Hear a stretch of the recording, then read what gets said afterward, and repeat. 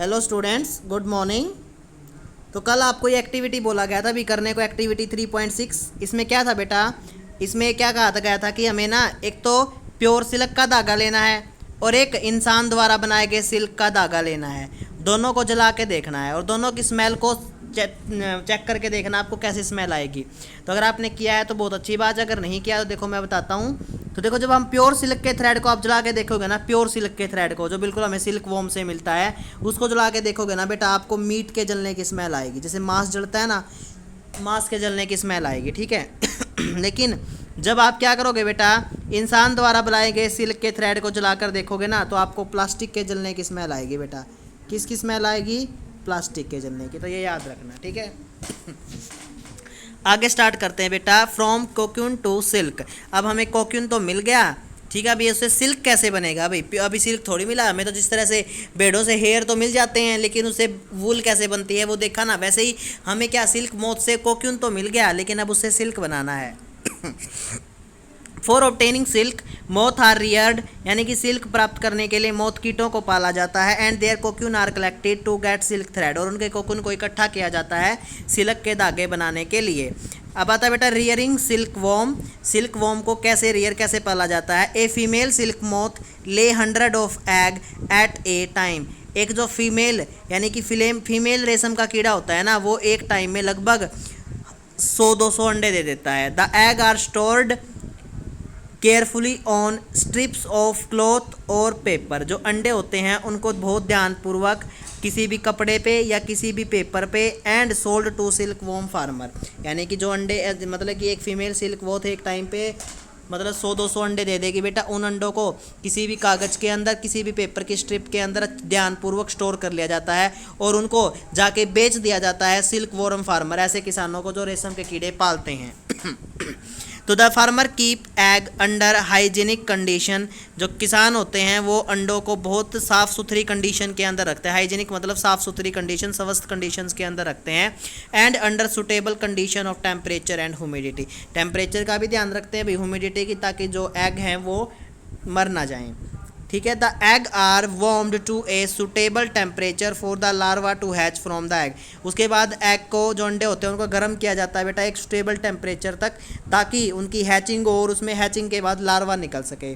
This is done when mulberry trees bear a fresh crop of leaves. यानी कि ये तब किया जाता है, यानी कि जो एग में से एग की हैचिंग तब करवाई जाती है जब सहतूत के पत्ते पर नए नए पत्ते आते हैं बेटा, फ्रेश पत्ते आते हैं। जिस तरह से पता है ना, हमें बसंत के ऋतु के मौसम में सर्दी हो जाने के बाद पेड़ों पे बिल्कुल फ्रेश पत्ते आते हैं, तो उस टाइम पे किया जाता है। The larva is called the caterpillar और सिल्क वॉर्म। लार्वा को कैटरपिलर या सिल्क वॉर्म कहते हैं, वो पहले जान चुके हैं।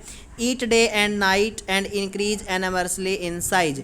तो क्या करता है भाई, जो लार्वा जिसका नाम कैटरपिलर या सिल्क वॉर्म भी है, वो इन सहतूत के पत्तों को सुबह शाम खाते रहते हैं और धीरे धीरे करके साइज में बड़े हो जाते हैं। देखो भाई, यहाँ पर ध्यान से देखो बेटा, ये फीमेल सिल्क मोथ है, इसने बहुत सारे अंडे दे दिए, ठीक है।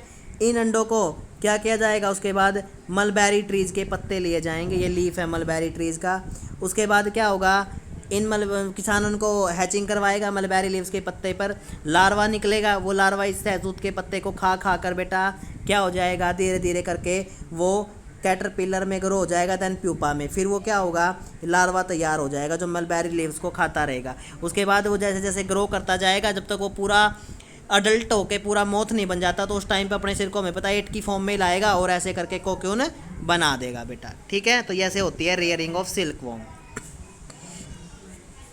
नेक्स्ट इज द बेटा डिस्कवरी ऑफ सिल्क। सिल्क की खोज हुई कैसे?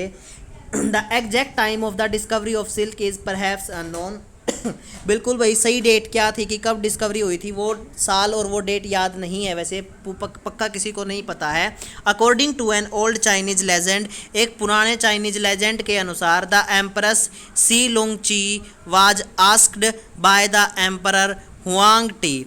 यानी कि एक पुराने चाइनीज लेजेंड के अनुसार राजा सी लुंग ची ने एक दूसरे राजा हुआंग टी से पूछा to find the cause of damage leaves of mulberry tree growing in their garden. Sorry empress राजा था बेटा, एम्परर मतलब उसका मंत्री था, सॉरी।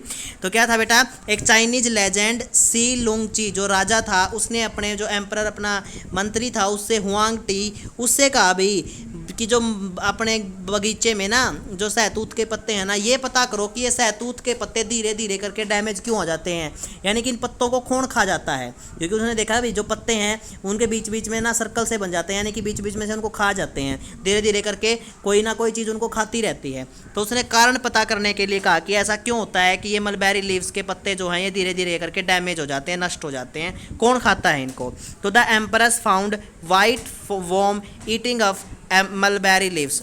तो उस एम्प्रेस ने क्या पाया, जो एम्प्रेस था बेटा मतलब कि जो मंत्री था उसने क्या पाया कि वाइट वॉर्म सफ़ेद कीड़े ईटिंग ऑफ मलबेरी लीव्स, कि सफ़ेद कीड़े जो हैं वो मलबेरी लीव्स सहतूत के पत्तों को खा रहे हैं। तो जो ये सी लुंगची था, ये जो एम्प्रेस था बेटा, जो मंत्री था, इसको किसने ऑर्डर दिया था, राजा हुआंग टी ने ऑर्डर दिया था, हुआंग टी ने, ठीक है। तो इसने पाया कि जो मलबेरी लीव्स हैं उनको वाइट कलर के कीड़े खा रहे हैं। She also noticed that they were spinning shiny cocoon around them.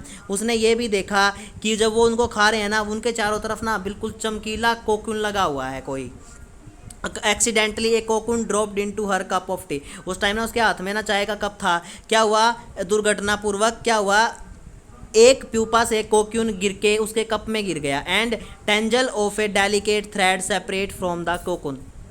जब वो उसको अपनी चाय में से उस कोकून को निकालने लगा, उसने देखा एक लंबा सा धागा है वो उसमें से बन गया। Silk industry began in China. तो उसके बाद सिल्क की इंडस्ट्री चाइना में शुरू हुई। And was craft closely guarded secret for 100 of year. और चाइना तो आपको पता है भाई बहुत निकम्मा देश है।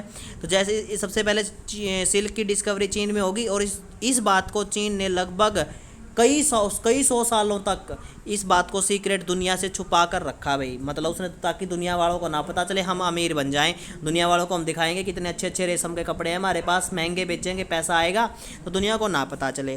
तो later on traders and traveller introduce silk to the other country. उसके बाद जब सिल्क बनने लगा चाइना में, जो ट्रेडर थे, जो व्यापारी वगैरह थे, यात्री थे, वो सिल्क को दूसरे देशों में पहुँचाते थे।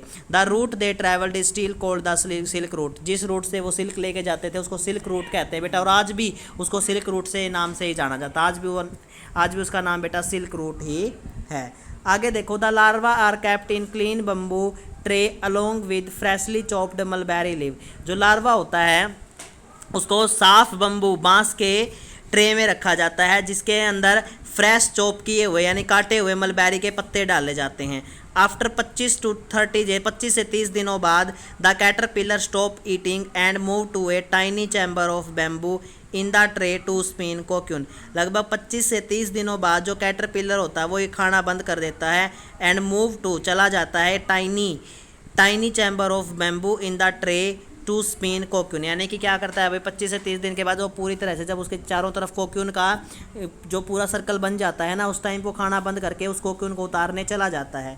Small racks or twig may be provided in the tray to which cocoon get attached. Small rack वगैरह या ट्विग वगैरह टहनियाँ भी डाली जाती है ताकि जिनके ऊपर कोक्यून की अटैचमेंट हो जाए, जिनके कोक्यून चिपक सके। द कैटरपिलर और silkworm spin the cocoon inside which develop the silk moth.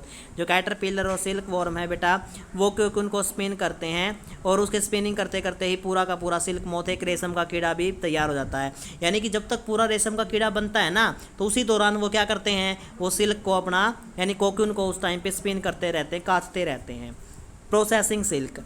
A peel of cocoon is used for obtaining silk fibre. Cocoon के एक पील को, एक टुकड़े को लिया जाता है और उससे सिल्क फाइबर बनाया जाता है। The cocoon are kept under the sun. उसके बाद कोक्यून को सन के धूप के अंदर रख दिया जाता है और बॉइल्ड और एक्सपोज टू स्विम, या फिर उसको धूप में रख दिया जाता है या उबाल लिया जाता है, ठीक है, बाँफ की मदद से। The silk fibre separate out. Silk fibre अलग हो जाता है। The process of taking out thread from the cocoon for use as silk is called reeling the silk. वो प्रोसेस बेटा, वो तरीका जिसमें कोकून से सिल्क के धागे निकाले जाते हैं, उसको रीलिंग कहा जाता है सिल्क की। Reeling is done in special machine, reeling machine के द्वारा की जाती है। Which unwind the thread or fibre of silk from the cocoon, जो कोकून में से क्या कर देती है, जो धागे वगैरह उनको अनवाइंड कर देती है, उनको सुलझा देती है। And silk fibre are then spun into silk thread, फिर सिल्क फाइबर से सिल्क के धागे बना लिए जाते हैं। Which are woven into silk cloth, जिससे फिर सिल्क के कपड़े बना दिए जाते हैं बाय द वीवर, बुनकरों के द्वारा। यानी कि जो कपड़े बुनने वाले हैं फिर वो सिल्क के धागों से कपड़े बुन देते हैं। अब Paheli wants to know if the cotton thread and silk thread are spun and woven in the same manner. Paheli जानना चाहती है क्या कॉटन के और सिल्क के थ्रेड एक तरीके से ही वूव किए जाते हैं। ठीक है, तो इस बात पे सोचना। ठीक है, जनरली क्या होगा बेटा, वो तरीका सेम ही होता है, बस थोड़े थोड़े प्रोसेस अलग होते हैं। ठीक है, तो आप इसके बारे में सोचना। तो आपका चैप्टर कंप्लीट होता है, इसको अच्छे से स्टडी करना। ठीक है, तो फिर हम नेक्स्ट क्लास में मिलते हैं, एक्सरसाइज स्टार्ट करेंगे, लेसन को अच्छे से पढ़ लेना बेटा।